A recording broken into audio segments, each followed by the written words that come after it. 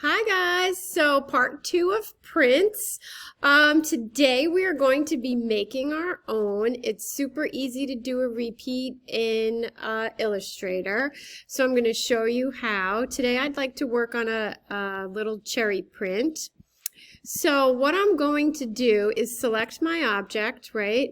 AI has made it really simple over the years. I used to have to do all the repeats myself and then make the print.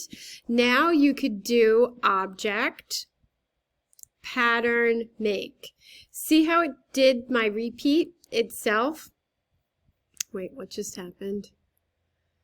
Yeah, okay. So there's my bounding box, right? That's my print. Do you see over here on this panel where it says pattern objects? You can play around with this, right? So look what happens when we do brick by row, right?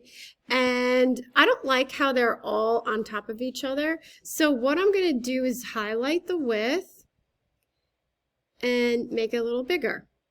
And then I don't really mind the height, but let's see what happens when I play around with it. I think I'm going to keep it like that, right? So look at the brick offset. I go to a quarter. I don't like how it looks so diagonal, right? Let's try 1/3. I like that. That's not too bad. It's a little offset, but not really what I'm looking for. Better. So I don't mind the half, but look what happens when I like this one, the 2/5, right? So I think I might change the height just a little bit, right?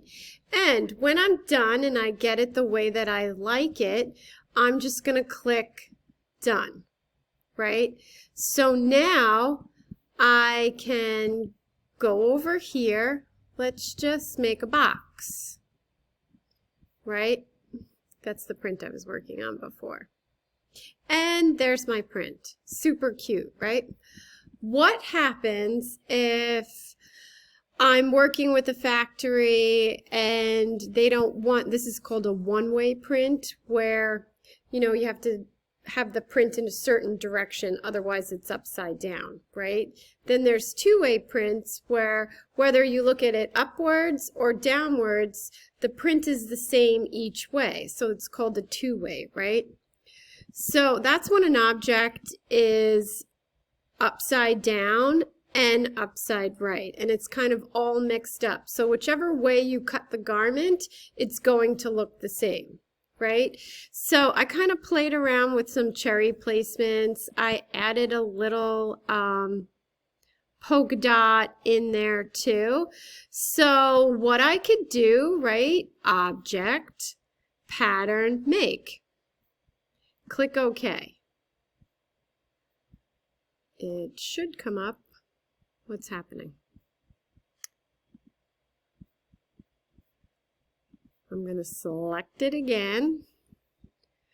Object, pattern, make. There we go. And okay, so look what happens. I don't even really mind that at all. But again, let's change it to brick by row. Do I like that better? That's not bad. What happens if we do brick by column? I don't like that white space there, right? So hex, oof, don't like that. See how they're overlaying? So let's go back to brick by row, right? I'm just going to play around with the width placement. So see how that changes it? And now I'm going to play around with the height. I'm using my little up and down arrows on my computer key. That's not bad. I don't mind that at all. But here's another really neat thing that you could do. Let's just say I don't like how close that stem is to that cherry, right? If I hit my select tool and I grab that cherry, see what I could do? I could move it around. And then maybe I want to move this over here and see what happens. Maybe this I want over that way. And this over that way. You know what? I'm going to change that a little bit. Maybe I want to bring that up. I like that. So that's what's really neat about this. And you can also, oh dear, what did I just do? Edit, undo scale. Say I want to add another little dot. Command C, Command V. I could now put one in. I don't like how close that is. What happens if we put one over here? Nah. Down here, I don't mind that. What do you guys think? I don't mind that. I'm happy with that. Now I'm going to click done, right? So I have one print here. I have another print here, right? And I'm going to fill that. See how my new swatch came up right there? I'm going to fill that there. Now, what happens if I want to change the background? I think the white is a little dull, right? If I was just presenting this, of course I could do a box, right? Fill it with a color. Let's pick a nice color.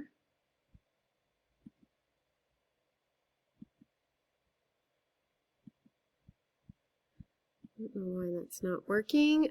Kid stuff. Let's pick something bright. Now, I'm going to do that, right? And then I could do object, transform. Oh, no, wait, I'm sorry. Arrange, send to back, right? I like the way that color is. Now, my pattern's already done. So if I wanted to shrink this down and add it to my illustration, it's not going to pick up that new color. So look what we could do. That's super neat. I could click on my pattern, right? See my bounding box? Sometimes we need to offset the swatch a little bit, and I'll show you what happens. So now I'm going to add a box. Same thing that I did before, right? It's filling it with another print, but what I want to do is to fill it with my swatches. I think I went into kids stuff. There we go. And that. So basically I'm going to do the same thing. See how I have those little white lines? We want to get rid of that. So I'm going to object, arrange, send to back, right? Now, the only thing we need to do you see that little white line? We don't want that. Oof. What we want to do is to click on our box and just make that a little bigger. Right? So I'm going to go this way. I'm going to go that way. I'm going to go right in there. See how our cherry was being cut off a little bit? We don't want that. Perfect. Now I'm just going to hit save a copy so I have my one with the white ground.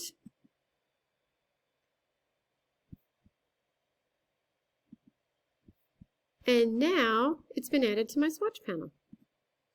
And that's it. It's super, super easy. So I want to do the same thing that we did. Oh, just click done, sorry. I want to do the same thing that we did for the sweater in PS. So you know how we pulled in our scanned or our print, our scan or our picture of our print. Now we're going to bring in our original AI. So what I'm going to do here, let me zoom back in. I am going to change this, right, to the one that I created. with the background. Now, the neat thing about this is I can make this box as big as I want, and you see how it fills because I made a repeat. I'm not stretching the print out, it's just filling that entire box. Let's get rid of that one behind it with the print, right? So now I'm going to Command C and bring it into PS. I'll make another video for that. But I think making prints has become super easy. You could do a lot of original cool stuff with this. So I'd really like to see some neat creative stuff from you guys, all right? On time would be really wonderful as well. So I'm going to leave you here with this, and the next video will be working in PS with the new print that we just designed.